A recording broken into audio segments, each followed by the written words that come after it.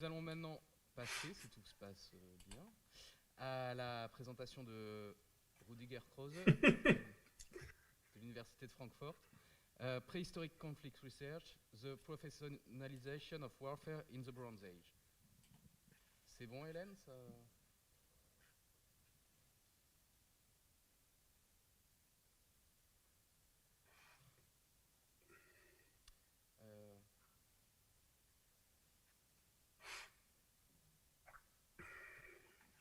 Ah, ça marche. Hélène, hören Sie mich? You hear me? Ah, okay.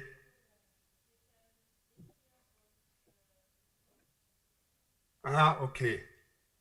Sie sa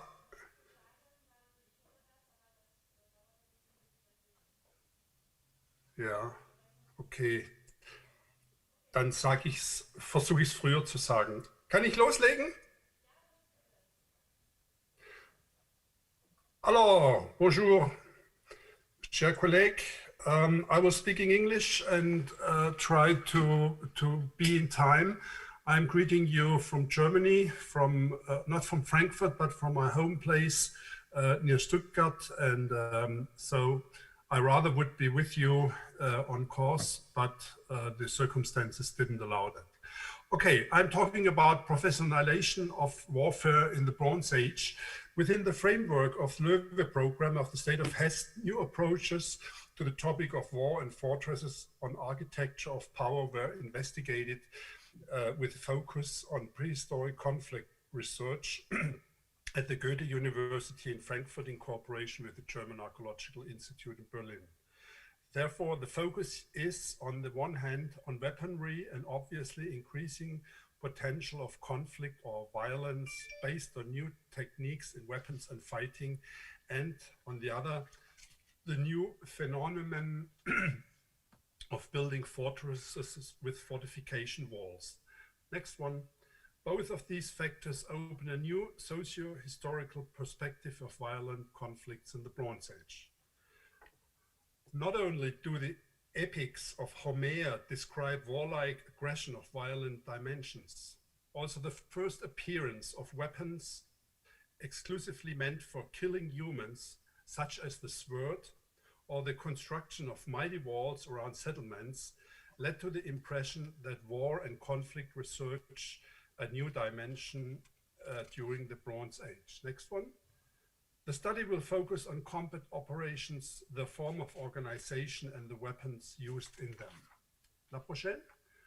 The romanticizing woodcut from the famous Swabian novel Hullermann by David Friedrich Weinland from 1878 illustrates the unequal fight and murder of the Stone Age animates by the Coloureds with their bronze weapons, lances, shields, and swords. The weapons which can be identified are late Bronze Age swords, for example, with antennae handles.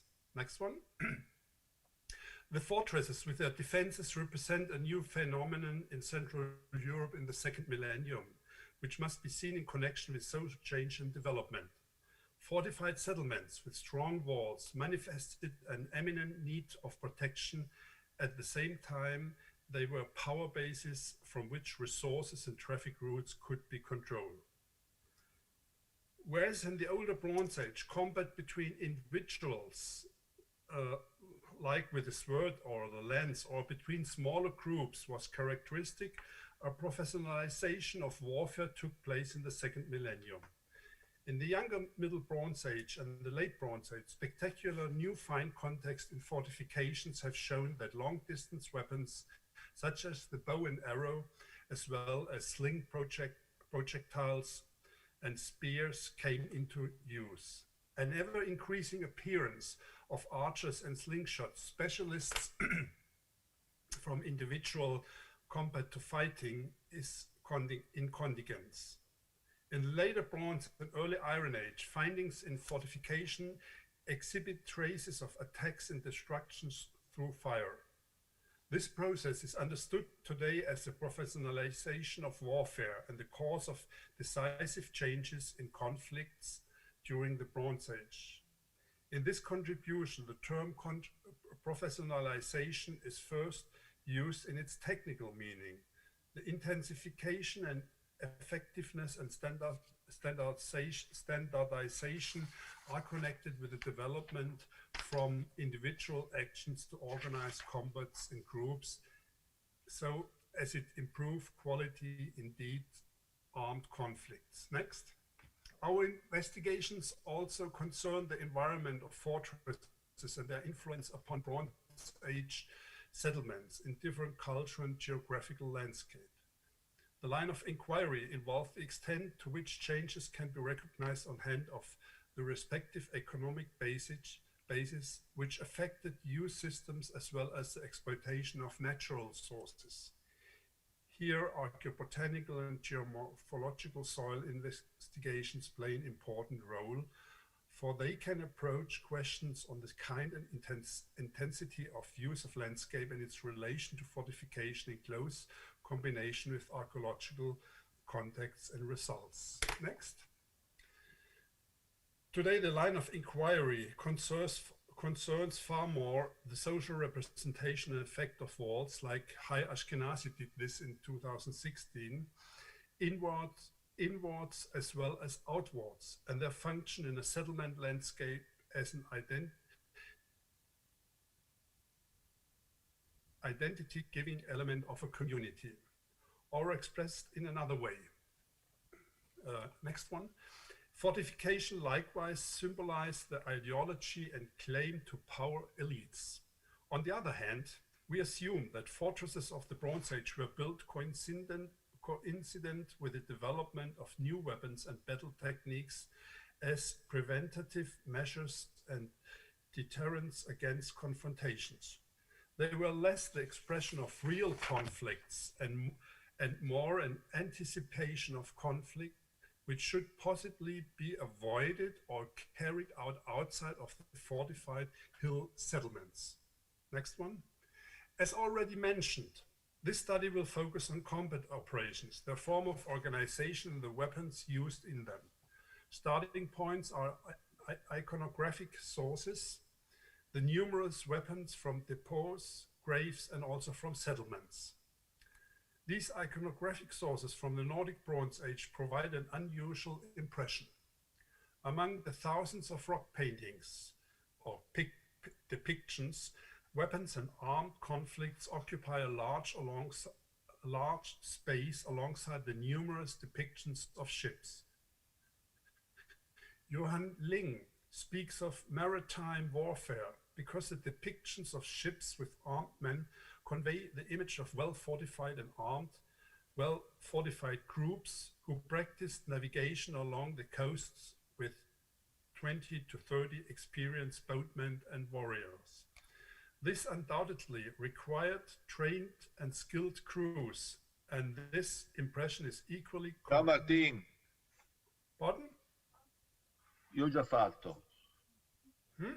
And this impression is equally compelling for the armed.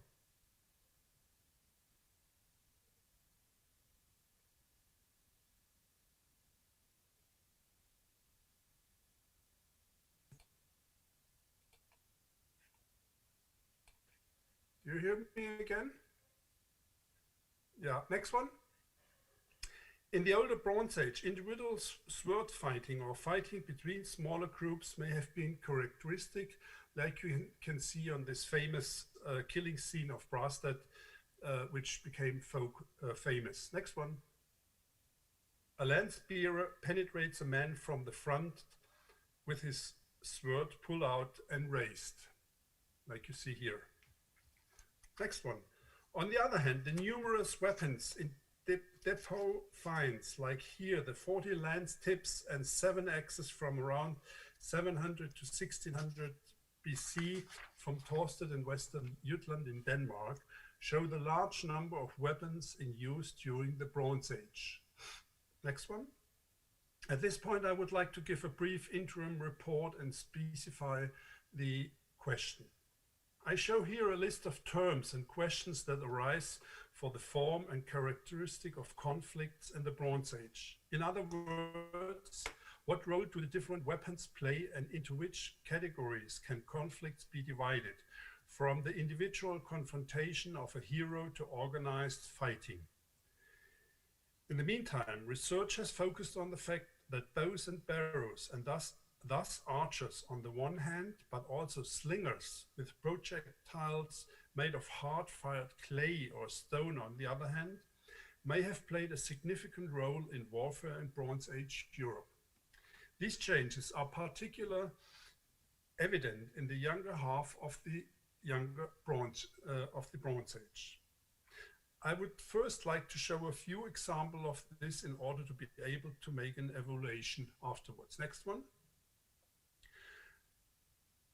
There is an impressive relief and depiction of archers and slingers fighting together on a return of silver plate from shaft tomb 4 in Mycenae from the middle of the 16th century BC. The subject is the siege of a fortified town by the sea. In front of the city wall, 3 archers and 3 slingers can be seen, facing left against the invisible attackers from the sea. Although archers play no or only a subordinate role in Homer's Iliad, they are, however, very present in Mycenaean material culture through many arrowheads in a great variety of forms and different illustrations. Next one. North of the Moorish, in the Romanian Banat, lies the great fortification of Sant'Anna. In the east of the outer fortification ring, hundreds of hard-fired clay balls of different shapes and weights of around 300 grams were found as surface finds in the area of the excavations of 2009 and 2018 in the context of heavy fire damage. You can see on the left-hand side on the picture a burnt fortification construction. These are slingshot balls that were shot at the fortification by attackers. The extent to which there is a direct connection between the attacks and the destruction or fire of the outer wooden earth fortification can be substantiated by the fine context of burnt clay, fire rubble, and the clay balls. At the present state of knowledge, it can be assumed that this was a conflict event and a massive attack with the consequence that the fortification was destroyed and burned down. Next one. Warlike confrontations and events of aggression are evidenced in contexts of unusual archaeological findings. Here to emphasize are excavations on the Heunischen Burg near Kronach in Upper Franconia, northern Bavaria. This small, rather unassuming fortification is situated upon a hill spur at a distance from the actual associated settlement. Archaeological fieldwork revealed that the complex had been enclosed by a sandstone wall in the 10th century BC, and then in the 9th century BC was expanded into a mighty stronghold with a 3.5 high and 2.6 meter wide stone wall with a gate. The construction of the gate can be ascribed to Mediterranean prototypes. Next one. Of particular note are some 300 militaria from different contexts, various finds of weapons, some of which were deposited in small depots, which according to Björn-Uwe Abels were probably deposited there between periods 2 and 3 in the late Urnfield culture. There are sword blades, spearheads, bronze equipment, falere, needles, sickles, and knives, among them many fragments, some of which were broken and deformed. In addition, over 100 bronze arrowheads of various types were found, scattered over the entire excavation area. You see the red triangles on the plan, some of which were deformed and bent by the impact. In addition, there are several lance tips which also show damage and can thus be brought into connection with fighting. In any case, they show very impressively that one or more attacks took place along the massive fortification wall. Next one.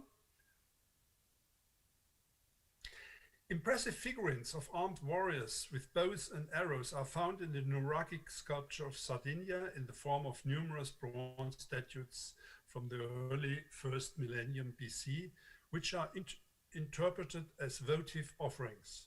Warrior figures with different weapons represent the largest group of figurines, and 1/3 of them show archers, undoubtedly a reflection of their importance. Next one. From the northwestern edge of the Carpathian Basin, fortifications of the older Iron Age are known with traces of attacks and destruction. There is no doubt that the fortification of Smolnice Molpir was destroyed in the first half of the 7th century BC in the course of military conflicts and a massive attack on the walls of the settlement. Archers apparently played an important role in the destruction, as is documented by 400 arrowheads of their weapons. The analysis of the arrowheads by Anja Helmuth shows that there must have been Scythian attackers, whose origin, due to the typological derivation of the arrowhead shapes, probably lay in Transylvania or in the forest steppe zone between the Dnieper and the Dniester. Helmuth therefore suspects that the fortification of Smolnice Molpir was destroyed in a larger cultural context by war campaigns of Scythian groups as far as the Western Carpathians. Next one. In the Tolense Valley in the northeast of Germany, in Mecklenburg-Vorpommern, the new research opens up completely new perspectives for the reconstruction of conflict events in which archers apparently played a major role in combat strategy and technique. Around the middle of the 13th century BC, a large group of armed young men who, according to current knowledge, came from the southern Central Europe, were obviously attacked by archers while crossing the water course. In the meanwhile, there are over 12,000 human remains of at least 145 individuals, mostly young men with a greater number of perimortem injuries. In addition, there are numerous bronze weapons, including only one sword and a bronze axe, but at least 60 bronze and flint arrowheads, as well as several wooden clubs and other weapon-grade equipment such as bronze knives and sickles. Can 2,000 fighters be assumed as a plausible order to magnitude? The sum of the arguments of the colleagues around Thomas Terberger makes a big main event as a hypothesis very likely. This postulated dimension of conflict is set in comparison to the numbers handed down from the Near East and is considered quite possible. Next one. Especially in pharaonic Egypt, archers were an important part of the army's equipment. The most prominent representations are found in the form of monumental representative art on 10 temple walls in various places of the best propaganda manner in Egypt.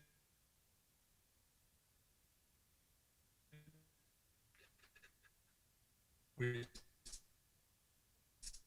24 by BC by Ramses. Was here in the valley of the Orontes that the first great battle documented in pictures was fought by Ramses in the 19th dynasty against his enemy, the Hittite king Mutwalli II. The battle, which apparently was quite short and not very heavy, but involved two large armies, 37,000 men for the Hittites and 20,000 men for the Egyptians, was followed by peace negotiations and a complicated treaty afterwards. Next one. The foot troops included above all the chariots used since the 19th dynasty, and there are reports of 3,500 chariots, with the pharaoh always the pictures in the center of the image. This detail from one of the friezes depicts an orderly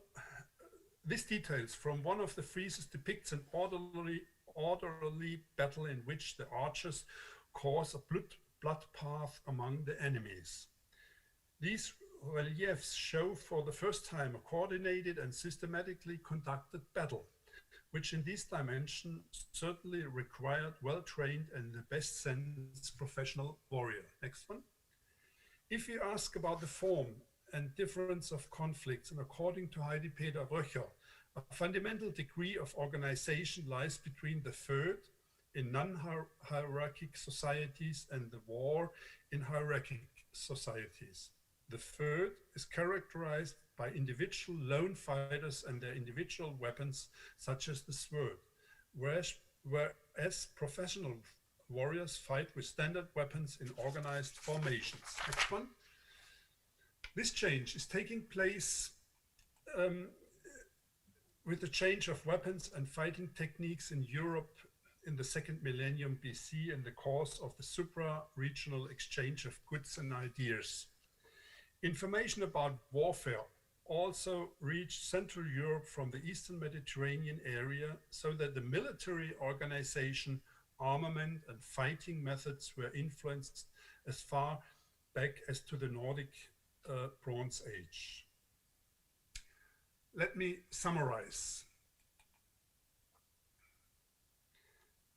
The increase in the importance of lightly armed and mobile infantry, the archers and the slingers, is probably one of these recognizable changes. They can only be proven by the above presented and discussed fine precipitation and by the destruction of fortifications since the younger Middle Bronze Age and especially in the Late Bronze Age.